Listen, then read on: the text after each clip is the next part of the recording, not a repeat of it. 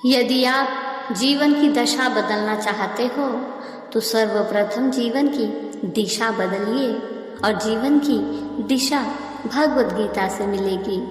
भागवत गीता ऐसा ग्रंथ है जो हमारे जीवन को एक सही दिशा देती है। संसार को व्यवस्थित करने के लिए थोड़ा सा भय आवश्यक है।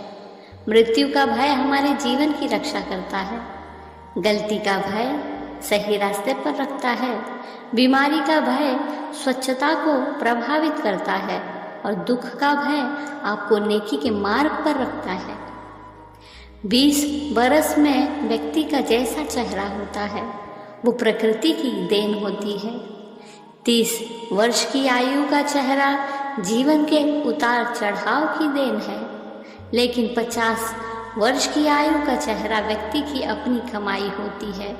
ये कमाई है अनुभव की जो व्यक्ति को परिपक्व बनाती है।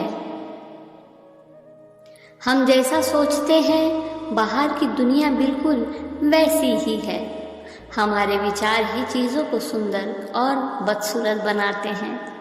संपूर्ण संसार हमारे अंदर समाया हुआ है, बस ज़रूरत है तो चीज़ों को सही रोशनी में रखकर देखने की। जो खुशी इंद्रियों और भावनाओं के संयोजन से प्राप्त होती है यह हमेशा संकट का कारण होती है। हमेशा इससे बचना चाहिए। आपके मस्तिष्क के अलावा कोई दूसरा आपको दुखी नहीं करता। आपको ऐसा लगता होगा कि दूसरे लोग आपको परेशान कर रहे हैं, दुखी कर रहे हैं, पर वास्तव में यह आपका मस्तिष्क ही है। अगर आप सच में अपने आप से प्रेम करते हैं तो आप कभी भी दूसरों को दुख नहीं पहुंचा सकते। भले ही आप पूरे ब्रह्मांड में कहीं भी ऐसे व्यक्ति को खोज ले जो आपको आपसे ज़्यादा प्यार करता हो, लेकिन आप पाएंगे कि जितना प्यार आप खुद से कर सकते हैं उतना कोई आपसे नहीं कर सकता। खुशियाँ पैसों से खरीदी नहीं जा सकती। खुशियाँ इस बात से मिलती है कि हम कैसा महसूस कर रहे हैं, दूसरों से कैसा व्यवहार कर रहे हैं और दूसरों के व्यवहार का कैसा जवाब देते हैं। किसी की भावनाओं को इतना भी ठेस ना पहुँचाए कि कभी उसे आपका ख्याल भी आए तो तकलीफ हो। किसी को तकलीफ मत दो, क्योंकि किसी को दी हुई चीज़ 1000 गुना होकर ज़्यादा लौटती है। किसी ऐसे से प्रेम करना जिसे तुम नहीं चाहते, मतलब तुमने जीवन से कुछ सीखा है। किसी ऐसे से प्रेम करना जो तुमसे घृणा करे, यह दर्शाता है कि तुमने जीवन जीने की कला सीख ली है। हमेशा आराम की चाहत में तुम आलसी हो जाते हो। हमेशा पूर्णता की चाहत में तुम क्रोधित हो जाते हो। हमेशा अमीर बनने की चाहत में तुम लालची हो जाते हो।